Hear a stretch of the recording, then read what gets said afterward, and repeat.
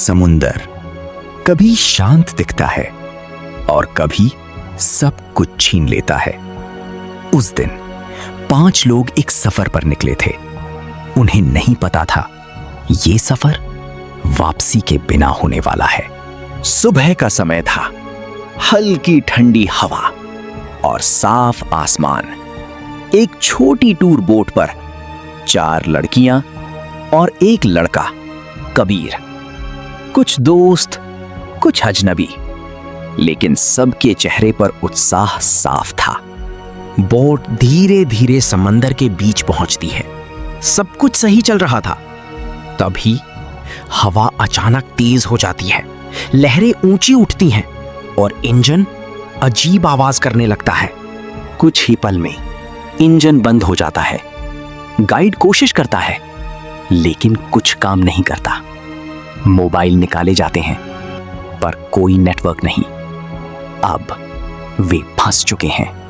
घंटों बाद थकान और डर के बीच दूर एक टापू दिखाई देता है। उम्मीद की एक किरण। वे उसी दिशा में बढ़ते हैं और वहां पहुंच जाते हैं।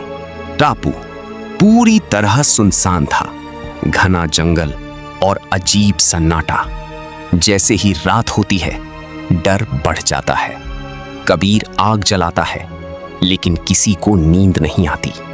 अगली सुबह जिंदगी बदल चुकी थी। अब सिर्फ जिंदा रहने की लड़ाई, पानी की तलाश, खाने की तलाश। धीरे धीरे वे जीना सीखने लगते हैं। अगले दिन वे जंगल के और अंदर जाते हैं, लेकिन ये जगह अलग लगने लगती है। पेड़ों पर अजीब निशान बने होते हैं, जैसे किसी ने कुछ बताने की कोशिश की हो। हवा भी अब पहले जैसी नहीं लगती। जंगल के अंदर उन्हें एक पुरानी नाव मिलती है। उस पर लिखा होता है, मत रुकना, और अगर रात में कोई नाम लेकर बुलाए तो जवाब मत देना। उस रात उन्हें पहली बार एहसास होता है कि वे अकेले नहीं हैं। जंगल के अंधेरे में कुछ हिलता हुआ दिखाई देता है, जैसे कोई उन्हें देख रहा हो। लेकिन जब वे पास जाते हैं, वहां कुछ नहीं होता। अचानक एक लड़की फिर से वही आवाज सुनती है, इस बार और साफ, जैसे कोई अपना उसे बुला रहा हो। उसकी आंखों में डर और उम्मीद दोनों होते हैं। वो खुद को रोक नहीं पाती और उस आवाज की ओर बढ़ने लगती है। कबीर उसे रोकने की कोशिश करता है, चिल्लाता है, लेकिन देर हो चुकी होती है। घना कोहरा उसे घेर लेता है और कुछ ही सेकंड में वो गायब हो जाती है। अब डर सिर्फ एक एहसास नहीं, हकीकत बन चुका था। अब सिर्फ 3 लोग बचे थे। आग के पास बैठे हुए, कोई कुछ नहीं बोल रहा था। डर अब हर चेहरे पर साफ दिख रहा था। उन्हें समझ आ चुका था, ये टापू उन्हें एक एक करके खत्म कर रहा है। अगली सुबह कबीर अकेले जंगल में जाता है। वहां उसे एक गुफा मिलती है। अंदर पुराने निशान और कुछ हड्डियां। दीवार पर लिखा होता है, ये टापू तुम्हें जाने नहीं देगा।